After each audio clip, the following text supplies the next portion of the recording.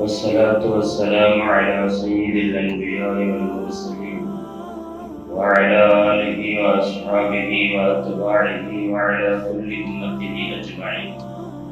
أما بعد، فقد قال الله تعالى في محكم تنزيله: أعوذ بالله من الشيطان الرجيم، بسم الله الرحمن الرحيم. وما ينطق عن الهوى إن هو إلا وحي يوحى. صدق الله المولانا العظيم. وقال رسول الله صلى الله عليه وسلم: نظر الله امرأ سمع مقالتي ووعاها وأداها كما سمع، أو كما قال عليه السلام: صدق رسول الله صلى الله عليه وسلم. எல்லா புகழும் அல்லாஹ் ஜல்ல சுப்ஹானஹு தஆலா ஒருவனுக்கே உரித்தானது.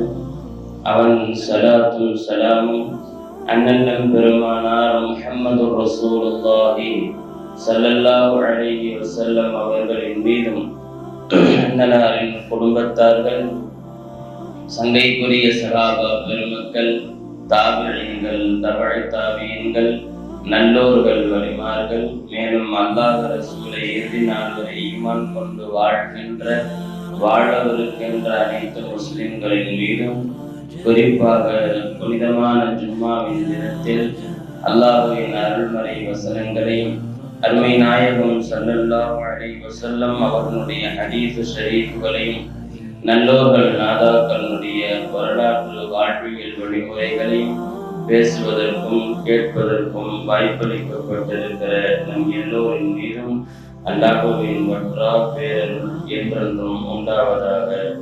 ஆமீன் என்று துஆ செய்து தொடங்குவோம். அல்லாஹ் ஜல்ல சுப்ஹானஹு தஆலா பெருக்கரிய பேராக புனிதமிக்க இந்த திருக்குர்ஆனையும் ஹதீஸையும் இஸ்லாமிய வாழ்க்கையையும் நமக்கு அமைத்து தந்திருக்கிறான். அல்ஹம்துலில்லாஹ். இந்த தீனினுடைய அடித்தளம் குர்ஆனும் ஹதீஸும் தான். முஸ்லிம்களுடைய வாழ்க்கையின் இன்றியமையாத ஒன்று அல்லாஹ்வுடைய வேதமான குர்ஆனும் நபிகள் நாயகம் ஸல்லல்லாஹு அலைஹி வஸல்லம் அவர்களுடைய பொன்மொழிகளான ஹதீஸுகளும் தான். குர்ஆனும் ஹதீஸும் தான் ஒரு மூமினுடைய வாழ்க்கையில் பெரும் பங்கு வகிக்க வேண்டும். இல்லை முழுவதுமாகவே இருக்க வேண்டும். குர்ஆன் கூறும்படியும் ஹதீஸில் நபிகள் நாயகம் ஸல்லல்லாஹு அலைஹி வஸல்லம் அவர்கள் காட்டிய வழிமுறையின்படியும் தான் நமது வாழ்க்கை அமைய வேண்டும். அப்போதுதான் நாம் கொண்டிருக்கும் இந்த ஈமான் பரிபூரணமாகும். இப்போது நம்மிடத்திலே குர்ஆன் இருக்கிறது, ஹதீஸ் இருக்கிறது. ஆனால் அவைகள் வந்த வரலாறுகள் சுவாரஸ்யமானவைகள். நபிகள் நாயகம் ஸல்லல்லாஹு அலைஹி வஸல்லம் அவர்களுக்கு அல்லாஹ் வானிலிருந்து புத்தகமாக தொகுப்பாக இந்த குர்ஆனை அல்லாஹ் தரவில்லை. சந்தர்ப்பத்திற்கும் சூழலுக்கும் தகுந்தால் போல் தேவையான ஆயத்துக்களை அல்லாஹ் தஆலா நபிகள் நாயகம் ஸல்லல்லாஹு அலைஹி வஸல்லம் அவர்கள் மீது இறக்கி வைத்தான். அவ்வப்போது வருகிற ஆயத்துக்களை எல்லாம் நபிகள் நாயகம் ஸல்லல்லாஹு அலைஹி வஸல்லம் அவர்கள் சொல்லி சில சஹாபாக்கள் எழுதி வைத்ததுண்டு. சஹாபாக்கள்ல சிலருக்கு அந்த பணியை தந்திருந்தார்கள். அவர்களுக்கு காத்திபுல் வஹி, வஹியின் எழுத்தாளர்கள் என்று பெயர். குர்ஆனை முழுவதுமாக அப்போது எழுதவில்லை. அவ்வப்போது வருகிற ஆயத்துகளை படித்து வைத்துக் கொள்ள சில பேரிடத்திலே நபி ஸல்லல்லாஹு அலைஹி வஸல்லம் சொல்லுவார்கள். அவர்கள் எழுதி வைத்துக் கொள்வார்கள். பின்னால் குர்ஆன் இப்படி நமக்கு ஒரு தொகுப்பாக ஒரு புத்தக வடிவில் கிடைத்திருப்பதற்கு சஹாபாக்களுடைய பங்களிப்பு பெரும்பான்மையானது. காலமும் நேரமும் அப்படி ஒரு நெருக்கடியை தந்தமையால் அந்த ஒரு சீரான பணியை சஹாபாக்கள், குறிப்பாக ஸலீஃபா பெருமக்கள் முன்னெடுத்தார்கள். நபி ஸல்லல்லாஹு அலைஹி வஸல்லம் ஆயத்துகளை மன்னமிட்டார்கள். மனனம் விடும்படி சொன்னார்கள். சமயங்களிலே ஒரு சிலருக்கு எழுதி வைக்கும்படி சொன்னார்கள். ஆனால் ஹதீஸுகளை நபி ஸல்லல்லாஹு அலைஹி வஸல்லம் எழுதுவதற்கு தடை போட்டார்கள். காரணம், குர்ஆனும் ஹதீஸும் ஒன்றிணைந்து விடக்கூடாது, அல்லாஹ்வுடைய வார்த்தையை தனியாகவும் தெரிந்து கொள்ள வேண்டும் என்பதற்காக நபி ஸல்லல்லாஹு அலைஹி வஸல்லம் அவர்கள் வாழும் கட்டத்திலே ஹதீஸுகளை எழுதி வைப்பதற்கான உரிமையை தரவில்லை. கண்ணியத்திற்குரியவர்களே, குர்ஆன் இப்படி ஆங்காங்கே இலைகளிலும் மட்டைகளிலும் எலும்பு துண்டுகளிலும் காகிதங்களிலும் குறிக்க வைக்கப்பட்டு பின்னர் தொகுப்பாக ஆனதற்கான காரணம் உங்களுக்கெல்லாம் தெரிந்திருக்கும். அபூபக்கர் சித்தீக் ரலியல்லாஹு அன்ஹுவுடைய காலகட்டத்தில முசைலமா என்ற பொய்யனை எதிர்த்து, தான் நபி என்ற பொய்யான வாதம் செய்தவனை எதிர்த்து ஒரு பெரிய போர் நடந்தது. அந்த போரிலே கலந்து கொண்ட பல்வேறு சஹாபாக்கள் இறந்தார்கள். அதில் குறிப்பாக ஹாஃபிது சஹாபாக்கள், குர்ஆனை மரணம் செய்திருந்த ஹாஃபிது சஹாபாக்கள் நிறைய பேர் இறந்து போனார்கள். அப்போதுதான் ஹஜ்ரத் உமர் ரலியல்லாஹு தஆலா அன்ஹு அவர்கள் ஒரு ஆலோசனை சொன்னார்கள். அபூபக்கர் சித்தீக் ரலியல்லாஹு அன்ஹு இடத்துல, குர்ஆனை நாம் இப்போது மரணத்தில் வைத்திருக்கிறோம், நம் தலைமுறையினருக்கு குர்ஆன் தெரிய வருகிறது. பின்னால் ஹாஃபிதுகள் எல்லாம் மரணித்து விட்டால் குர்ஆன் மறக்கடிக்கப்பட்டு விடக் கூடாது என்பதற்காக இதை எழுத்து வடிவில் தொகுப்பாக தொகுக்கலாமே என்று ஆலோசனை தந்தார்கள். அப்போதுதான் அண்ணன் அபூபக்கர் சித்தீக் ரலியல்லாஹு அன்ஹு அவர்கள் இப்படி ஒரு வார்த்தை சொன்னார்கள், ரசூலுல்லாஹ் செய்யாததை நான் எப்படி செய்யறது? கண்ணியத்திற்குரியவர்களே, இந்த இடத்துல நான் உங்களை ரொம்பவும் கவனமாக இந்த விஷயங்களை நாம் அணுக வேண்டும் என்பதை நான் உங்களுக்கு ஞாபகப்படுத்துகிறேன்.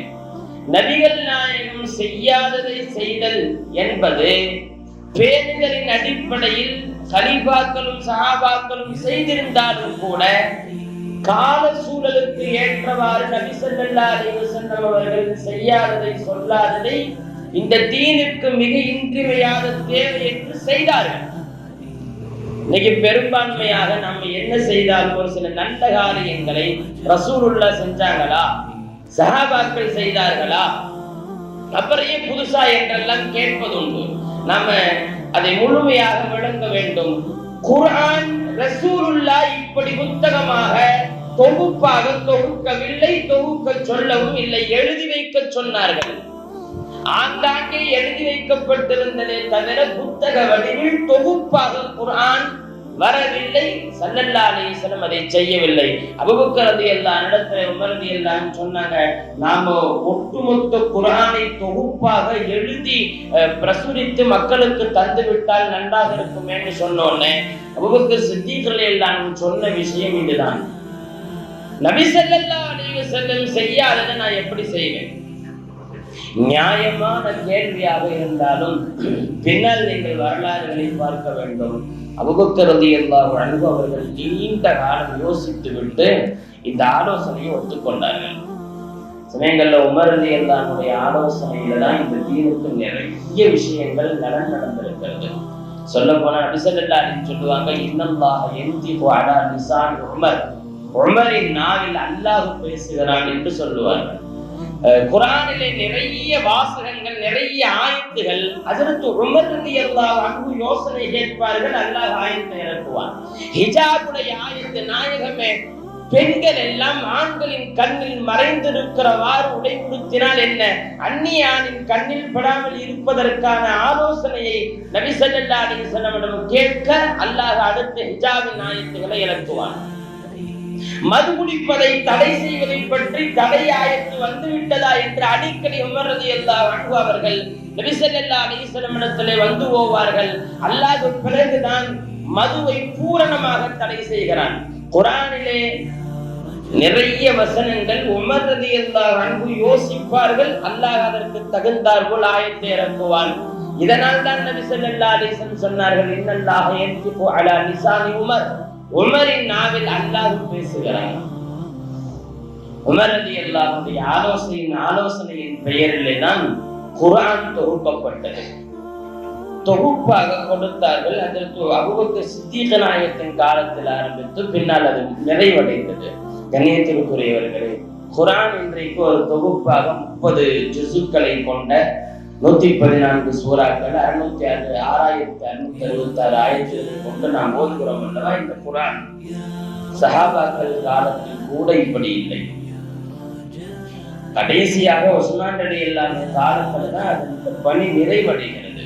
குர்ஆனை ஒரு தொகுப்பாக, ஒரு முஸ்ஹஃபாக, இதுக்கு குர்ஆன் சொல்றதை விட அவங்க முஸ்ஹஃப்னு தான் சொல்லுவாங்க, ஒரு தொகுப்பு என்று சொல்லுவார்கள் அரபுகள். அப்படி இந்த சமுதாயத்திற்கு முந்தைய கால மக்களினுடைய நபி ஸல்லல்லாஹு அலைஹி வஸல்லம் அவர்களுடைய சஹாபாக்களுடைய பணிகள் குறித்து பின்னால் தெரிய வருவதற்கான பெரிய காரணம் புத்தக வடிவில் அதை கொடுக்க வேண்டும், அதை தொகுக்க வேண்டும். அந்த அரும்பெரும் பணிகளில் ஈடுபட்ட பெருமக்கள் குர்ஆனை செய்து முடித்தார்கள். குர்ஆன் வழக்கத்தில் இருந்தது.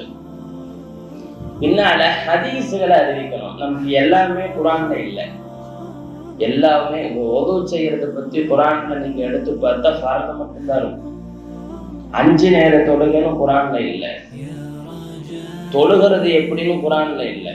தக்பீர் கட்டி கராத்து ஓதி ருக்கு சுஜூத் போகணுங்கிற தொழுகையினுடைய முறை குர்ஆன்ல இல்லை. குர்ஆன் மட்டும்தான் என்றால் அதை விளக்க போதுமான அறிவில்லாதவர்கள். குர்ஆனுக்கு ஹதீஸ் இன்றியமையாதது. குர்ஆனை நாம் விளக்க நமக்கு இன்றியமையாத தேவை ஹதீஸ். ஹதீஸுகள் வேண்டும் என்று பெரிய தேவை ஏற்பட்ட போது நிறைய பேர் எழுதினார்கள். அப்பப்ப ஹதீஸுகளை நபி ஸல்லல்லாஹு அலைஹி வஸல்லம் ஹதீஸுகளை எழுத வேணாம் நாங்க சில பேருக்கு அனுமதி கொடுத்திருந்தாங்க. சில பேர் எழுதி வைத்திருந்தார்கள். காலப்போக்கில் ஹதீஸுகளும் தேவைப்பட்டதால பல பேர் அந்த ஹதீஸுகளை தொகுப்பாக எழுதுகிற போது சில நேரங்கள்ல கேள்விப்படாததெல்லாம் வந்துருச்சு. ரசூல் ஸல்லல்லாஹு அலைஹி வஸல்லம் சொன்னாங்க என்று ஒரு மாதிரியா நிறைய விஷயங்களை எடுத்து விட ஆரம்பிச்சிட்டாங்க. கணித்திருப்பவர்கள் நகைச்சுவையாக எங்கள் உஸ்தாதுமார்கள் சொல்லுவார்கள் பாடத்துல. அவனுக்கு தகுந்த மாதிரி இஸ்லாத்தை வளர்த்துக்கிறது, அவங்கவுங்களுக்கு தேவையான மாதிரி ஹதீஸுகளை வளர்த்துக்கிறது.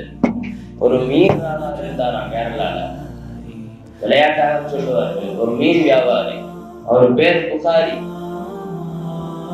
மீன் சரியா விற்கிறதே இல்லைன்னு சொன்னோன்னா ஒரு தந்திரமான யோசனை பண்ணினாரு.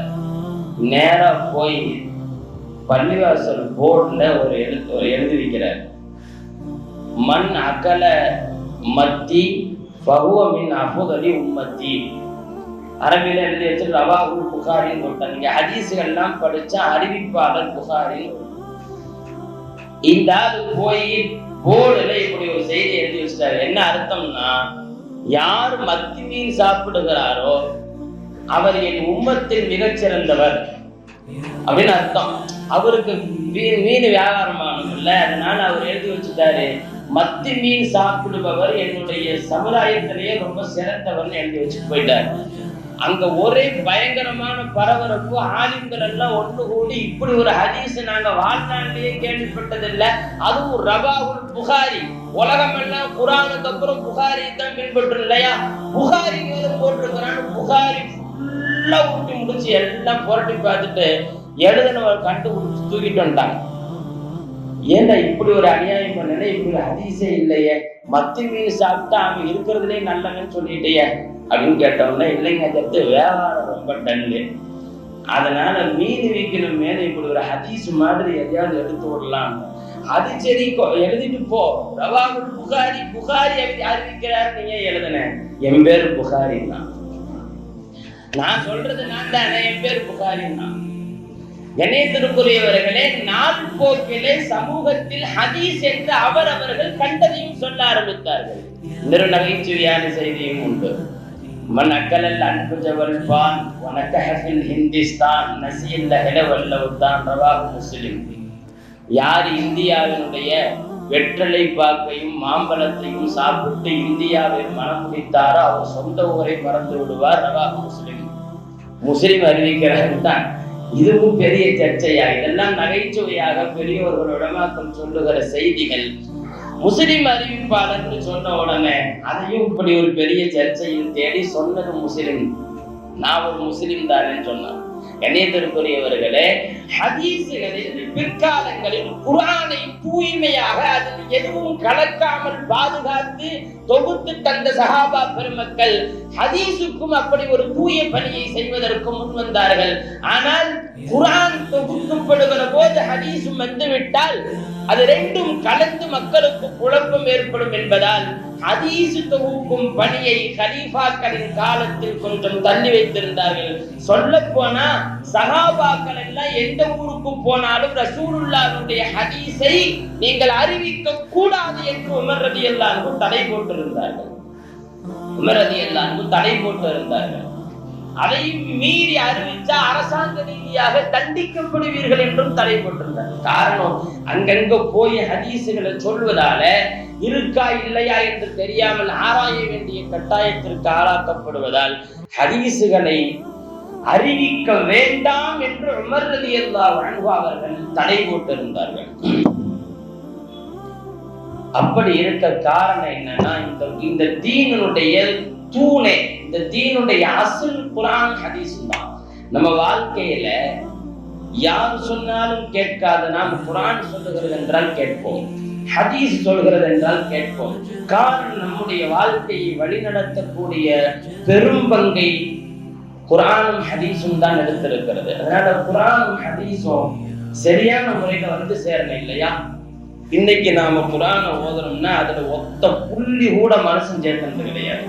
அல்லாஹ் இறக்கியவாறே பாதுகாத்த நபி ஸல்லல்லாஹு அலைஹி வஸல்லம் தந்தார்கள்.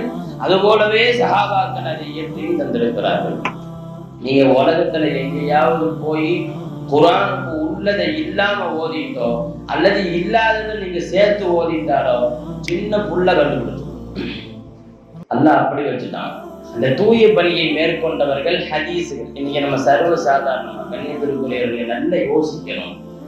சர்வ சாதாரணமா புகாரி, முஸ்லிம், திருமிதி, அபூ மாஜா என்ற அறிவிப்புகள் வந்திருக்கிறதெல்லாம் சொல்றோம் இல்லையா? அதெல்லாம் எவ்வளவு வரலாற்று பங்களிப்புகள் தெரியுமா? அவங்க எல்லாம் எப்படிப்பட்ட ஆட்கள் தெரியுமா? நாம் புகாரி ரஹ்மத்துல்லாஹ் சின்ன பிள்ளையிலேயே கண்ணு போயிருச்சு. சின்ன பிள்ளையா இருக்கும் போது ஹாஃபிதாக முடிக்கிறார்கள், கண் போய்விட்டது. அல்லாஹ் இடத்துல ரொம்ப உருகி துஆ செய்தார்கள் அவங்களுடைய தாயார். அல்லாஹ் அவங்களுக்கு கண்ணை தந்தான். அது மட்டுமல்ல, அவங்க உலகத்தின் கண்களையே திறந்தார்கள். ஹதீஸுகளுடைய தொகுப்புகளை உலகத்திற்கு தந்தார்கள். புகாரி ரஹ்மத்துல்லாஹ் எப்படியெல்லாம் தொகுத்தார்கள் தெரியுமா? அதற்கு முன்னால் ஹதீஸுகளை இந்த உலகத்திற்கு சொல்லியாக வேண்டிய கட்டாயம் இருக்கிறது என்பதும் அதனுடைய சிறப்புகளை நாம் தெரிந்து கொள்வோம். பொதுவாகவே ஒருவர் கல்வி படிப்பது என்பது அவருக்கும் அவர் குடும்பத்துக்கும் நல்லது. கல்வி அறிவு என்பது வெறும் சம்பாதிப்பதற்கு மட்டுமல்ல. பொதுவாகவே கல்வியை சேவை அடிப்படையில் தான் உலகத்துல அல்லாஹ் தந்தான். கல்வினாலே என்ன? தப்பான உலகத்தில் சரியாக வாழ்வதற்கு தேவையான வழிகாட்டி கல்வி, அதுதான் கல்வி. ஆனா இன்னைக்கு நம்ம தேடி தேடி கண்டுபிடிச்சு என்ன படிச்சா எவ்வளவு சம்பாதிக்கலாம் என்று நினைக்கிறோம். எப்போது இந்த நாட்டினுடைய பெருந்தலைவர்கள் எல்லாம் சொன்ன செய்தி, எப்போது என் நாட்டில் கல்வி காசாக்கப்படுகிறதோ அப்போதே அதன் தரம் குன்றி போய்விடும். கல்வியை காசாக நீங்கள் பார்க்க ஆரம்பித்தால் படித்து சம்பாதித்து தரக்கூடிய நம்முடைய தலைமுறைகளிடத்துல ஒழுக்கம் இருக்காது. இன்னைக்கு பாருங்க, ஒரு கிளாஸ் ரூமுக்குள்ள உட்காந்து ரீல்ஸ் போடுறான். ஆம்பளை பிள்ளையும் பொம்பளை பிள்ளையும் ஒன்னா உட்காந்து அசிங்கம் பண்ணதுக்கு கிளாஸ் ரூமுக்குள்ள. கல்வி இன்றைக்கு ஐடி ஃபீல்டு அது இதுன்னு சம்பாதிக்கிற அளவுக்கு நல்லா படிச்சு நல்ல லெவல்ல இருக்கிறான். காசெல்லாம் வருகிறது, பண்பாடு இல்லை, கலாச்சார ஒழுக்கங்கள் இல்லை, ஒழுக்க விழுமியங்கள் தவறி போகிறது. கல்வி என்பது சேவை அடிப்படையில் தான். நாம் படித்து சீராக வாழ வேண்டும், பிறருக்கு போதித்து சீராக்க வேண்டும். அதைத்தான் குர்ஆன் சொல்லுகிறது. நபிகள் நாயகம் ஸல்லல்லாஹு அலைஹி வஸல்லம் சொன்னார்கள், "கைருக்கும் மன் தஅல்லமல் குர்ஆன வ அல்லமஹு." உங்களில் சிறந்தவர் குர்ஆனை தான் கற்று பிறருக்கும் கற்றுத்தர வேண்டும். தான் கற்பது மட்டுமல்ல, சிறந்த மனிதனின் அடையாளம் கற்றதை பிறருக்கு சொல்வது. நபி ஸல்லல்லாஹு அலைஹி வஸல்லம் இந்த ஹதீஸிலே பிறருக்கும் சொல்ல வேண்டும், அப்போதுதான் நீங்கள் சிறந்தவர் என்று சொல்லுகிறார்கள் அல்லவா? அதன் அடிப்படையில் தான் சஹாபாக்கள் எல்லாம் தன்னலம் கருதாது இந்த தீனை உலகத்திற்கு தந்தார்கள். உமர் ரலியல்லாஹு காலகட்டம் வரைக்கும் அரபு நாட்டை விட்டு கலீஃபாக்கள் போகக்கூடாது. பிற்காலத்துல உமர் ரலியல்லாஹு அனுப்பிச்சு வச்சாங்க. நிறைய இடங்கள்ல போய் உங்கள் சேவைகளை ஆற்றுங்கள், நிறைய இடங்களுக்கு போய் தீனை சொல்லி கொடுத்தாங்க சஹாபாக்கள் எல்லாம். அப்படித்தான் இந்த தீன் வந்தது. நான் முன்னால் சொன்னது போல ஹதீஸுகளை அறிவிச்சா பிரச்சனை வருதுங்கிறதுனால சஹாபாக்களை வெளியே போகக்கூடாதுன்னு சொன்னாங்க. யாரும் போய் எங்கேயாவது அவசியமா போனா கூட ரசூலுல்லாஹ் சொன்னாங்கன்னு சொல்லாதீங்க என்று தடை விதித்திருந்தார்கள் உமர் ரலியல்லாஹு. காரணம், குர்ஆன் தூய்மையாக கொடுக்கப்பட்டது போலவே கடற்படம் இல்லாமல் ஹதீஸும் தூய்மையாக வந்தாக வேண்டும். அந்த ஒரு பெரிய பங்களிப்பை அதற்கு உமர் ரலியல்லாஹு ஆற்றினார்கள். உலகெல்லாம் போன சஹாபாக்கள் பின்னால் கொஞ்ச காலத்திற்கு பிறகு ஹதீஸுகளை அறிவித்தாக வேண்டும் என்ற தேவையின் அடிப்படையில அதை அறிவிப்பு செய்ய ஆரம்பித்தார்கள். கணேசருக்குரியவர்களே, அபூ ஹுரைரா ரலியல்லாஹு சஹாபாக்கள்லயே நிறைய ஹதீஸ் அறிவிச்சவங்க அவங்கதான். சஹாபாக்கள்லயே ஃபர்ஸ்ட் 6000 சில்லறைக்கு மேல ஹதீஸ் அறிவிச்ச சஹாபி அபூ ஹுரைரா ரலியல்லாஹு. அபூ ஹுரைரா ரலியல்லாஹு ஆர்வமாக நிறைய விஷயங்களை கேட்டு தெரிந்து கொள்வார்கள். அப்ப அபூ ஹுரைரா ரலியல்லாஹு தஆலா அன்ஹு அவர்கள் நபி ஸல்லல்லாஹு அலைஹி வஸல்லம் இடத்துல ஹதீஸ்களை வாங்கியதும் ரசூலுல்லாஹி ஸல்லல்லாஹு அலைஹி வஸல்லம் அறிவிக்கிறதுமாக இருந்த அபூ ஹுரைரா ரலியல்லாஹு அன்ஹு சிலதையெல்லாம் வெளியே சொல்லாம வச்சிருந்தாங்க. சொல்லவும் கூடாதுன்னு சொல்லி தடை இருந்தது. பிரபலியமான ஒரு செய்தி, ஸல்லல்லாஹு அலைஹி வஸல்லம் திடீர்னு காணோம். ஆளாளுக்கு தேடுறாங்க. ஒரு மாதிரி கொதிச்சு போயிட்டாங்க. எதிரிகள் ஏதாவது செஞ்சுட்டாங்களோ அதுவா இதுவான்னு தேடும் போது அபூ ஹுரைரா ரலியல்லாஹு அன்ஹு கடைசியில தேடி ஒரு தோட்டத்துல, ஊருக்கு ஓரமா இருக்கிற ஒரு தோட்டத்துல ரசூலுல்லாஹி ஸல்லல்லாஹு அலைஹி வஸல்லம் உட்கார்ந்து இருக்கிறத பார்த்துட்டாங்க. அந்த தோட்டத்துக்கு போறதுக்கு ஒரு 4 பக்கம் செவுரு இருக்கும். அந்த செவுருல சின்ன ஓட்டை இருக்கும். அது போலதான் போக முடியும். அபூ ஹுரைரா ரலியல்லாஹு அன்ஹு அப்படியே கஷ்டப்பட்டு நுழைச்சு போயிட்டாங்க. ரசூலுல்லாஹ் எப்படி இருக்குன்னு வந்தாங்கன்னு தெரியல. உள்ள போய் நான் ஸல்லல்லாஹு இருக்கும் போது பாத்தியா ரசூலுல்லாஹ், உலகமே ஊரே உங்களை தேடிக்கிட்டு இருக்குது சொன்னோன்னே அப்படியான்னு சொல்லி ஸல்லல்லாஹு அலைஹி வஸல்லம் வேற காலத்துல அல்லாஹ்வினுடைய நினைவில் மூழ்கி இருந்தார்கள். ஸல்லல்லாஹு அலைஹி வஸல்லம் சொன்னாங்க, மன் கால லா இலாஹா இல்லல்லாஹ் தஹலல் ஜன்னah. அபூ ஹுரைரா சமூகத்துல சொல், லா இலாஹா இல்லல்லாஹ் சொன்னா சொர்க்கம் கொடுத்துருவான் அல்லாஹ். அபூ ஹுரைரா ரலியல்லாஹு சொன்னாங்க, நாயகமே உங்களை காணும்னு எல்லாரும் தேடுறாங்க. இப்ப போய் நீங்க சொன்னதா ஒரு செய்தி சொன்னா என்னுடைய உயிருக்கே அது பிரச்சனையா இருக்கும். வேற பின்னால் ஒரு ஆதாரம் கொடுங்க, உங்கள் செருப்பை நான் கொண்டு போகட்டுமான்னு கேட்டாங்க. சரி கொண்டு போனாங்க. ஸல்லல்லாஹு அலைஹி வஸல்லம் செருப்பை எடுத்து கொண்டு வருகிறார். தேடி கொண்டு வந்ததில் உமர் ரலியல்லாஹு அன்ஹு இடையில வர்றாங்க. அபூ ஹுரைரா கையில செருப்போட நிக்கிறாங்க. அபூ ஹுரைரா நான் சொன்ன ரசூலுல்லாஹ் பார்த்துட்டு எங்க பார்த்தேன், இதோ அந்த தோட்டத்துக்குள்ளதான் இருக்காங்க. ஸல்லல்லாஹு அலைஹி வஸல்லம் செய்தி சொன்னாங்க, யார் லா இலாஹா இல்லல்லாஹ் சொன்னாங்களோ அவங்க சொர்க்கம் போவாங்க. உமர் ரலியல்லாஹு அன்ஹு எட்டி ஒரு உதவி வைத்தார்கள். அபூ ஹுரைரா ரலியல்லாஹு அன்ஹு அறிவிக்கிறத ஹதீஸ அடிச்சு விட்டாங்க. அடிச்சு கீழே விழுந்துட்டாரு. அழுகுறாரு சின்ன பொண்ணு மாதிரி. அபூ ஹுரைரா ரலியல்லாஹு அன்ஹு எழுப்பி கூப்பிட்டு போய் எங்க பார்த்தேன்னு கூப்பிடுவா காட்டுன்னு சொன்னாங்க. நேரா போய் ஸல்லல்லாஹு அலைஹி வஸல்லம் காட்டிட்டாரு அபூ ஹுரைரா ரலியல்லாஹு அன்ஹு. உமர் ரலியல்லாஹு அன்ஹு சொன்னாங்க, நாயகமே வெறும் லா இலாஹா இல்லல்லாஹ் சொன்னா மனசுக்குள்ள அல்லாஹ் ஒருத்தன் தான் என்று இருந்தால் போதும், சொர்க்கம் போயிடலாம். நீங்க சொன்னதா அபூ ஹுரைரா சொல்றாரு. ஆமா சொன்னதான். இப்படி சொன்னா தொழுகிறதுல, ஜக்காத் கொடுக்கறதுல, சில மற்ற எல்லா விஷயத்திலும் அசால்ட் ஆயிடுவாங்களேன்னு சொன்னாங்க. நபி ஸல்லல்லாஹு அலைஹி வஸல்லம் அவர்கள் இப்போதைக்கு இதை சொல்ல வேண்டாம் என்று உமரை நாம் கேட்டுக்கொண்டதற்கிறங்க அந்த ஹதீஸை சொல்லவில்லை. அபூ ஹுரைரா ரலியல்லாஹு அன்ஹு மௌத்தாகிற தருணத்திலே இந்த ஹதீஸை அறிவிக்கிறார். நான் ரசூலினுடைய வார்த்தையை மறைத்ததற்கு தண்டனைக்கு ஆளாகாமல் இருக்க நான் சொல்லுகிறேன் என்று சொல்லி, கண்ணியத்திற்குரியவர்களே, நபிகள் நாயகம் ஸல்லல்லாஹு அலைஹி வஸல்லம் சொல்லை மறைக்க கூடாது. பல்லிகு அன்னி வலவு ஆயத்தன், என்னிடத்திலிருந்து ஒரு விஷயத்தை கேட்டாலும் சொல்லி இருக்கேங்கிறாங்க ஸல்லல்லாஹு அலைஹி வஸல்லம். நல்லரல்லாஹு இம்ரான் சமிஅ மகாலதி வ வஆஹா வ அத்தாஹா கமா சமிஅ. என்னிடத்திலிருந்து ஒரு செய்தியை கேட்டு அதை மனப்பாடம் செய்து உரிய முறையில் மக்களுக்கு எத்தி வைப்பவரின் அல்லாஹ் செழித்த வாழ்க்கையை தருவானாக, செழிப்பாக்குவானாக என்று துஆ செய்திருக்கிறார்கள். அதன் அடிப்படையிலே நபிகள் நாயகம் ஸல்லல்லாஹு அலைஹி வஸல்லம் இடத்திலிருந்து ஒரு ஹதீஸ்களை சொல்லியாக வேண்டும். ஆனால் காலத்தின் கட்டாயம் உமர் ரலியல்லாஹு அன்ஹு தடை செய்திருந்தார்கள். பின்னால் அந்த இமாம்கள் எல்லாம் அதை சரி செய்து தொகுக்க ஆரம்பித்து புகாரி ரஹ்மத்துல்லாஹி அலைஹி காலம் வரும்போது நிறைய தப்பான ஹதீசுகள்லாம் சேர்ந்திருந்தனால லட்சக்கணக்கான ஹதீசுகள்ல இருந்து சரியானதை தேர்ந்தெடுத்து புகாரி ரஹ்மத்துல்லாஹி எழுதினாங்க. இமாம் புகாரின்னு சொல்றதுலயே அவங்க எழுதினாங்க. ஆனா ஒண்ணு, நம்ம ஊர்ல சில மேதாவிகள் இருக்காங்க, நீங்க நல்லா தெரிஞ்சுக்கணும். எதையாவது நீங்க ஹதீஸ்ன்னு சொன்னா, இப்ப பராத் தெருவுன்னு வச்சுக்கோங்களேன், நீங்க பராத் தெருவுல அல்லாஹ் தஆலா முதல்வான்ல இறங்குறான், அல்லாஹ் என்னிடத்துல பாவம் கேட்பவர் உண்டான்னு சொன்னா ஹதீஸ்ன்னு சொன்னீங்கன்னா புகாரில இருக்கான்னு கேட்பாங்க. நீங்க வேற என்னத்தை சொன்னாலும் சரி, புகாரில இருக்கா?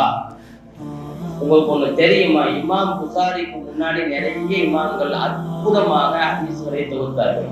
புகாரி இமாமுடைய உஸ்தாது அஹ்மது பின் ஹம்பல் ரஹிமஹுல்லாஹ், முஸ்னத் அஹ்மதுன்னு அவங்க கிதாப் இருக்கு. நீங்க இந்த மேதாவிகள்கிட்ட முஸ்னத் அஹ்மதுல இருக்குன்னு சொன்னா கூட கேட்க மாட்டாங்க. நான் சொல்லுவது நல்லா புரிஞ்சுக்கணும். அவங்களுக்கு புகாரி மட்டும்தான் ஹதீஸ் கிதாபு நல்லா யாரும் தப்பா புகுத்தி இருக்கிறாங்க. நாம அந்த நிலைக்கு வரக்கூடாது என்று உங்களுக்கு நான் உணர்த்துகிறேன். புகாரி இமாம் அந்த பணியை அழகாக செய்தார்கள். அல்லாஹ் ஒப்புக்கொண்டான், நாம் ஒப்புக்கொள்கிறோம். புகாரி அல்லது 6 சஹீஹான ஹதீஸ் கிரந்தங்களில் இருந்தால் தான் அது ஹதீஸ், இல்லைன்னா இல்லை என்று ஒதுக்கக்கூடிய அளவிற்கு மற்றவர்கள் செய்த பணியை அவமரியாதை செய்யக்கூடாது. அவங்க உஸ்தாதுகளா இருந்திருக்கிறாங்க. முதல்ல ஹதீஸ் தொகுக்கணும்னு சொன்னது யார் தெரியுமா?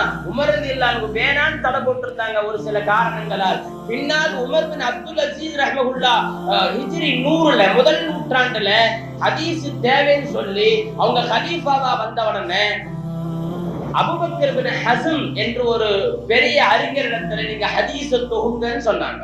முதல்ல ஹதீசுகளை கிதாபு வடிவத்தில் கொடுத்தவர்கள் அபூபக்கர் இப்னு ஹஸம். கண்ணியத்திற்குரியவர்களே, ஹதீசுகள் இன்னைக்கு நாம அறிவிக்கிறோம், கேட்கிறோம், பரப்புறோம், சொல்றோம், ரசூலுல்லாஹி சொல்லியிருக்காங்கன்னு சொல்றோம். வந்த வழியும் வரலாறு என்ன தெரியுமா? பெருமக்கள் அதற்காக பெரிய முயற்சிகளை எடுத்திருக்கிறார்கள். இமாம் புகாரி ரஹ்மத்துல்லாஹி உட்பட அத்தனை பேரும். அதனால் ஹதீசுகளை நாம் ஏற்றுக்கொள்கிறோம் என்பதை விட அந்த ஹதீசுகளை தொகுத்தவர்களையும் நாம் ரொம்பவும் கட்டாயம் அவருடைய வாழ்க்கையும் அது குறித்து யோசிக்க வேண்டும். அது மட்டுமல்ல, வெறுமனே குறுகிய இடத்தில் புகாரி முஸ்லிம் போன்றவற்றை மட்டும் ஏற்றுக்கொண்டு மற்றதெல்லாம் ஒதுக்கக்கூடாது. ஏன்னா ஹதீஸ் கலையில நமக்கு தெரிஞ்சது கொஞ்சம் தான்.